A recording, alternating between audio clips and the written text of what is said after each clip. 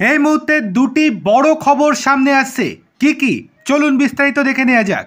প্রথম যে খবরটি সেটি হলো বিচার প্রক্রিয়ায় দীর্ঘসূত্রিতা এবং সময় মতো রায় না দেওয়ার কারণে এবার সরাসরি হাইকোর্টের বিচারপতিদের ওপর ক্ষোভ প্রকাশ করল দেশের শীর্ষ আদালত।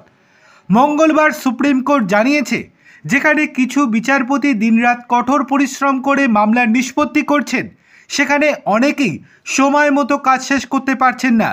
বিচারপতি সূর্যকান্ত এবং বিচারপতি এন কোটেশ্বর সিংয়ের ডিভিশন বেঞ্চ জানায়, সুপ্রিম কোর্ট কোনো স্কুল প্রিন্সিপালের মতো কাজ করতে চায় না, কিন্তু মামলার জট কমাতে হলে বিচারপতিদের কাজের মূল্যায়ন জরুরি।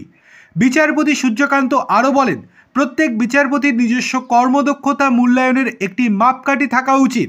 তাদের এমন একটি স্বব্যবস্থাপনা ব্যবস্থা থাকা দরকার যাতে ডেস্কের ওপর ফাইলে স্তূপ না জমে। তিনি বলেন, কিছু বিচারপতি দিনরাত পরিশ্রম করে দ্রুত মামলা নিষ্পত্তি করছেন, কিন্তু দুর্ভাগ্যবশত কিছু বিচারপতি আছেন হাইকোর্টের যারা কাজ শেষ করতে পারেন না, কারণ ভালো হোক বা মন্দ। সুপ্রিম কোর্ট আরও জানায়, যদি কোনো হাইকোর্টের বিচারপতি একটি ফৌজদারি আপিলের শুনানি করেন, তবে একদিনে 50টি মামলার রায় দেওয়া আশা করা যায় না।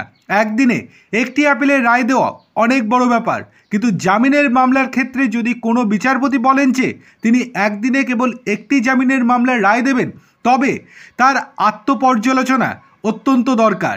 শীর্ষ আদালত আরও বলে, আমাদের উদ্দেশ্য কোনো স্কুল প্রিন্সিপালের মতো কাজ করা নয়, তবে কিছু নির্দেশিকা থাকা অত্যন্ত দরকার, যাতে বিচারপতিরা তাদের সামনে থাকা কাজের পরিমাণ এবং তা শেষ করার সময়সীমা সম্পর্কে অবগত থাকেন। অন্যদিকে দ্বিতীয় যে খবরটি সেটি হচ্ছে মন্ত্রী চন্দ্রনাথ সিনহাকে নিয়ে। শনিবার দুই পক্ষের সওয়াল জবাব শেষ হয়েছিল।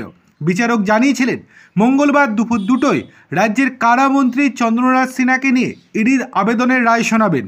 চন্দ্রনাথকে ইডি হেফাজতে পাবেন কিনা তা নিয়ে জল্পনা শুরু হয়।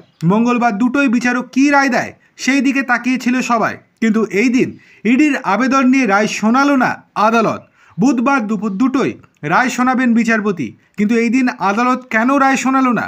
কেননা গতকাল রাত থেকে ভারী বৃষ্টিতে বিপর্যস্ত কলকাতা, রাস্তা জলমগ্ন।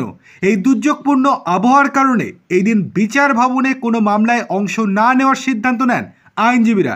তাই এজলাসে বসেননি বিচারপতিও, সেই জন্য আগামীকাল দুপুর 2টোয় রায় শোনাবেন তিনি।